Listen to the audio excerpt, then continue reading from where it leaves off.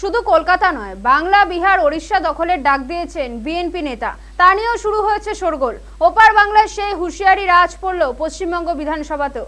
BNP নেতাকে চরম কটাক্ষে বিঁধলেন মুখ্যমন্ত্রী মমতা বন্দ্যোপাধ্যায়। কি বললেন মুখ্যমন্ত্রী? বললেন বাংলায় বসে ললিপপ খাবে না। বাংলাদেশের পরিস্থিতি নিয়ে গর্জে উঠেছে বাংলা। কলকাতা সহ একাধিক জায়গায় প্রতিবাদ হচ্ছে। পরিস্থিতি আরো ঘোরালো করে বাংলা, বিহার, ওড়িশা দখলের ডাক দিয়েছে খালেদা জিয়ার দল বিএনপি। বাংলাদেশের সামরিক বাহিনীর প্রাক্তন সদস্য তথা বিএনপি নেতা রুহুল কবির রিজভী বাংলা দখল করার মন্তব্য করেছিলেন। আমরাও তাহলে বলবো, আমাদের যে নবাবের এলাকা বাংলা, বিহার, উড়িষ্যা, আমরা সেইটা দাবি করব। যদি আপনারা এইরকম ভাবে একের পর এক ভারত বাংলাদেশের বিরুদ্ধে আগ্রাসী ভূমিকা পালন করে। শুভেন্দু বাবুরা, উনি শুনেছি এর আগে নাকি অন্য দল করতেন, প্রায় দল বদল করেন। নীতি ছুট, দল ছুট লোক, আদর্শ ছুট লোক, এদের যে কোনো আদর্শ থাকে না, সেটা ওই শুভেন্দু বাবুর বক্তব্যের মধ্যে দিয়ে আমরা পাই, যেটা ইউটিউবে আমরা দেখি। ওরা এই দেশকে অন্যের গোলামীর কাছে বিক্রি করবে কেন? এখানে যদি সিরাজউদ্দৌলার মোহনলাল একসাথে লড়াই করতে পারে দেশের মুক্তির জন্য, দেশ রক্ষার জন্য, ঠিক একই ভাবে আমরা হিন্দু মুসলমান আমরা লড়াই করব দিল্লির দাসত্বকে। মমতা তো কখনোই আপনার সেকুলার ছিলেন না, কখনোই ধর্মনিরপেক্ষ মানবতাবাদী মানুষ ছিলেন না। আমরা জোর গলায় বলতে পারি, বাংলাদেশের মানুষ আমরা যে যাই রাজনীতি করুক, এক শেখ হাসিনা ছাড়া যে যাই রাজনীতি করুক, আমরা অন্য ধর্মের প্রতি ঘৃণা ছড়ানো, বিদ্বেষ পোষণ করা, এইটা আমরা কখনোই করিনি। সোমবার বিধানসভায় সেই ইস্যুতে পাল্টা মন্তব্য করলেন রাজ্যের মুখ্যমন্ত্রী মমতা বন্দ্যোপাধ্যায়। বললেন, আমরা বসে ললিপপ খাবো না। সোমবার বিধানসভার অধিবেশন কক্ষে দাঁড়িয়ে মমতা বলেন, যারা বলছেন দখল করবেন তারা ভাববেন না আমরা বসে ললিপপ খাবো। তিনি আরো বলেন, আপনার সেই ক্ষমতা নেই, আমরা যথেষ্ট সক্রিয়, কিন্তু ধৈর্যের পরীক্ষা দিই। যারা কেউ বলছে বিহার দখল করব, উড়িষ্যা দখল করব, আমি বলি ভাই ভালো থাকবেন, সুস্থ থাকবেন, সুন্দর থাকবেন, কিন্তু এত বড় হিম্মত আপনাদের কেন কারো নেই যে বাংলা, বিহার, উড়িষ্যা সব নিয়ে নেবেন আর আমরা বসে বসে ললিপপ খাবো? এটা ভাববার কোনো কারণ নেই। আমরা যথেষ্ট সচেতন নাগরিক এবং আমরা যথেষ্ট সক্রিয়, কিন্তু আমরা ধৈর্যের পরীক্ষা দিই। দুদিন আগেই দেখা যায় বাংলাদেশের প্রাক্তন সেনাকর্মীরা 4 দিনের মধ্যে কলকাতা দখলের ডাক দিয়েছিলেন। 4 দিনের মধ্যে আমরা কলকাতা দখল করে নেব, আমরা দখল করে নেব। আমি মেজর শরীফ, আমি বলে দিচ্ছি ভারতকে, যে ট্রেনিং আমরা নিয়েছি, যে যুদ্ধ আমরা করেছি, আমরা শুধু 2 লক্ষ সৈনিক না, আমাদের সাথে 18 কোটি জনগণ আছে। আমাদের ট্রেনিং, আমাদের দক্ষতা ভারতের চেয়ে অনেক বেশি। আমরা যদি একবার সাহস করে আমার দেশকে যুদ্ধ করবে, আমরা বলে দিচ্ছি 4 দিনের মধ্যে আমরা কলকাতা দখল করে নেব, আমরা দখল করে নেব। ভারত তো দূরের কথা, আমেরিকা আমাদের সাথে টিকবে না। সামরিক বাহিনী, ছাত্র জনতা, আমরা একত্রে আছি। আমরা আবার 5000 সদস্য, এই 5000 সদস্যের মধ্যে অর্ধেকই নবীন, 2500 আমরা যুদ্ধের মাঝে যেতে পারি।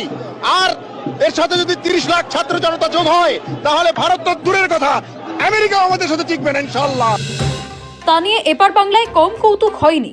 তার একটা যদি পাঠিয়ে দেওয়া হয়, শুধু আওয়াজেই ওদের প্যান্টে বাথরুম হয়ে যাবে, আমি বলতে পারি। ভারত কত বড় সামরিক শক্তি ধরে এটা রাশিয়া জানে, আমেরিকা জানে, চীন জানে। ভারত থেকে পেঁয়াজ আর আলু না গেলে যাদের খাওয়া জোটে না, ওদের নুন তৈরি হয় কাঁচা নুন, যেমন দাদন পাত্র বাড়ে তৈরি হতো। আয়োডিনটা পাঠাতে হয় ভারতকে, তারপরে পরিশুদ্ধ নুন তৈরি হয়। আমরা ওদের উপর নির্ভর করি না। কে একটা বেয়াদব আছে বিএনপি, তার বউর শাড়ি পরা ছিল, ওই রাস্তাটা এসে ওই কস্তুরি বা প্রিন্সে কোনো খাবার দাবার খাবে, সপরিবারে এসে খাবার দাবার, ওইটাকে দখল টকল বলে একটা বোধহয় কিছু বোঝাতে চাইছেন। এইসব কথা বলে সম্প্রীতির পরিবেশগুলো নষ্ট করেন। এই ধরনের কথাবার্তা মানে সোশ্যাল মিডিয়াতেই দেখুন ব্যাপারটা খিল্লি হচ্ছে। আমরা কি উত্তর দেবো, আর কেন উত্তর দেবো? কারোর মনে হলো কলকাতা দখল করবো, আর কি হচ্ছে এসব কথাবার্তা বলে? একটা শান্তির পরিবেশটাকে সেটাকে এই ধরনের প্ররোচনামূলক বেতের তৈরি হেলিকপ্টারে বসে, তো সেটাও তো ঘুরছে, তলায় সাইকেলের চাকা লাগানো। তো এখন এই ধরনের কথাগুলোর কোনো উত্তর হয় না। আর আমরা চাই এই উত্তেজনাটা প্রশমন, খারাপ ঘটনা কাটুক। এসবের মাঝে এবার উঠে আসলো বিএনপি নেতার বক্তব্য। বাংলাদেশের উত্তপ্ত পরিস্থিতির মধ্যেই সোমবার ঢাকা পৌঁছন ভারতের বিদেশ সচিব বিক্রম মিস্ত্রি। বাংলাদেশের বিদেশ সচিব মোহাম্মদ জসিমউদ্দিনের সঙ্গে তার বৈঠক চলে ঢাকায়। কিন্তু তার আগে এবার বিএনপি নেতা রুহুল কবির রিজভির বক্তব্যে শোরগোল। তিনি কেবল কলকাতা নয়, একত্রে বাংলা, বিহার, ওড়িশা দখলের ডাক দিয়েছেন। 3 দিন পর বিধানসভায় অধিবেশন ছিল সোমবার। মুখ্যমন্ত্রী বক্তব্য রাখতে উঠেই বাংলাদেশ প্রসঙ্গে কথা বলেন। তখনই এই হুঁশিয়ারি দিয়ে বিএনপি নেতাকে কটাক্ষ করেন তিনি। বলেন, যারা বলছেন দখল করবেন তারা ভাববেন না আমরা বসে ললিপপ খাবো। তিনি আরো বলেন, আপনার সেই ক্ষমতা নেই, আমরা যথেষ্ট সক্রিয় এবং ধৈর্যের পরীক্ষা দিই। এত বড় হিম্মত আপনাদের কেন কারো নেই যে বাংলা, বিহার, উড়িষ্যা সব নিয়ে নেবেন আর আমরা বসে বসে ললিপপ খাবো? এটা ভাববার কোনো কারণ নেই। আমরা যথেষ্ট সচেতন নাগরিক এবং আমরা যথেষ্ট সক্রিয়। এদিকে রবিবারই বিএনপি নেতাকে কটাক্ষে বিঁধেছেন বিরোধী দলনেতা শুভেন্দু অধিকারীও।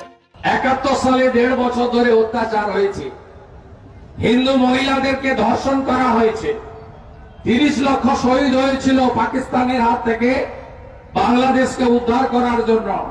তার অধিকাংশই ছিল বাঙালি হিন্দু।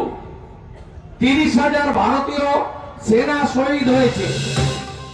এদিন বিধানসভা থেকে বাংলাদেশ প্রসঙ্গ উঠতেই মুখ্যমন্ত্রী বলেন, অতিরিক্ত কথা বলে প্ররোচনা সৃষ্টি করবেন না। সঙ্গে এটাও স্পষ্ট করলেন, বাংলা দাঙ্গা চায় না। বাংলাদেশ নিয়ে ফেক ভিডিও বাজারে চলছে বলেও মুখ্যমন্ত্রী দাবি করেন।